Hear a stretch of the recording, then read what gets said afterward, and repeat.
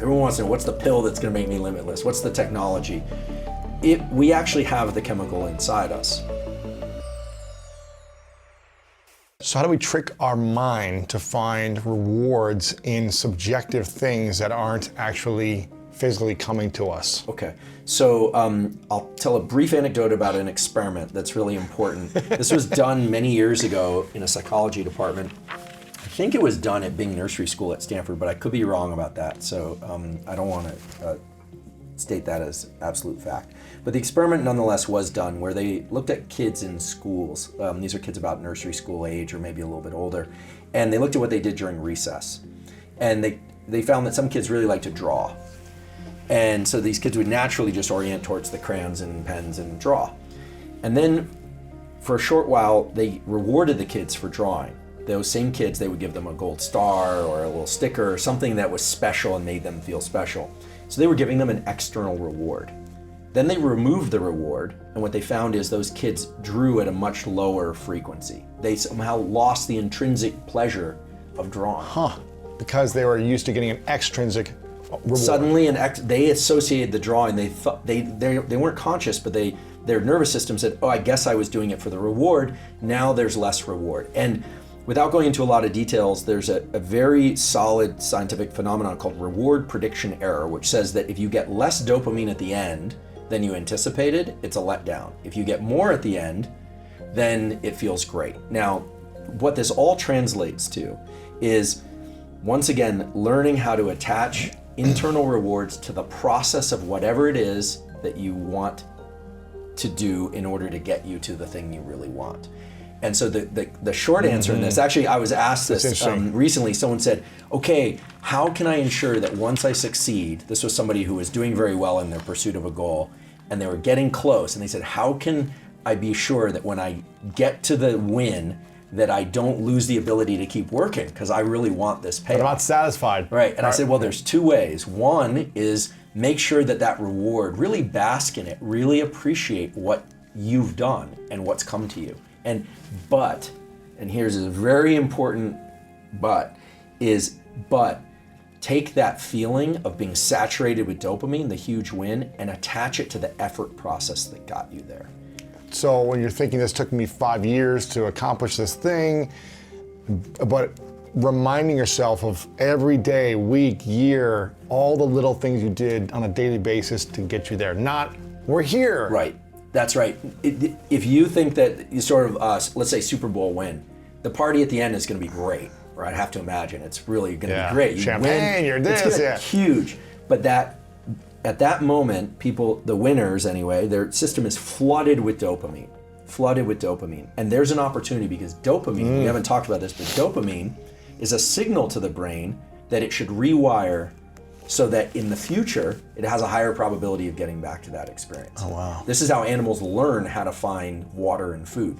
This is at the basis of so many reward pursuits. And so if you attach all that plasticity, all that brain rewiring to the celebration and only to the celebration, you actually can erase a lot of the valuable content that your brain, skills that your brain acquired en route to that goal. So it's almost like that whole night after you celebrate and maybe the next few days really reflect on the years it took to get you there. That's right.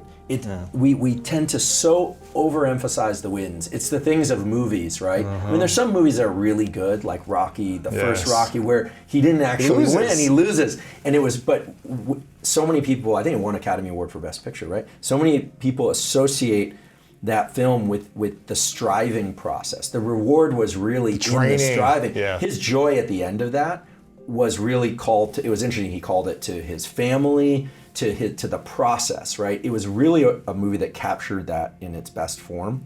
When it's just about the win, what you lose this amazing opportunity to attach the dopamine to everything that came before it. Now, in addition to that, there's one other way to do it. Nobody likes this one, but it works, which is also when you get there, give away the gold star. Give it away. And really... So you don't fixate on the gold medal all the time. And really high performers, there are a few people whose names, unfortunately, I can't mention, that I know who have done incredibly well in the Silicon Valley world, and some of them have given away a substantial portion of what they have. And everyone thought, oh, they want a simpler life and this and that. No, actually, they were just setting themselves up for the next big win.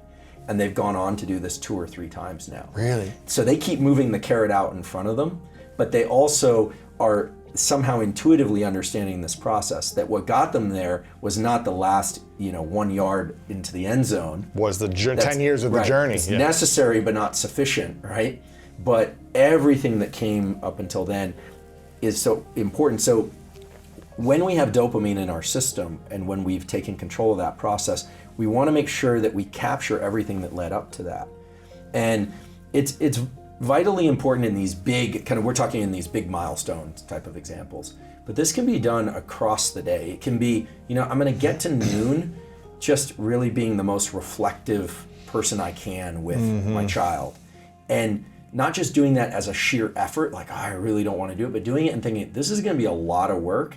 And when I get there, I'm going to take a couple minutes to just register everything that I managed to control, all the things I managed to not do that would have been destructive. And so dopamine turns out to be, I would argue, one of the most, if not the most powerful neurochemicals in our system. There's a great book called The Molecule of More. I didn't write it, I wish I had, that gets into this whole description, which is quite accurate, about how dopamine isn't just about reward at the end. It's really the molecule of motivation. It's what propels us forward. It's an incredible read, really. A lot of real world examples. Very accessible book. And it really points to how so much of what we're about is the pursuit of these external goals, but that if we can learn to control these things internally, that's when things become kind of limitless, this word that everybody wants to access. Everyone wants to know, what's the pill that's going to make me limitless? What's the technology? We actually have the chemical inside us.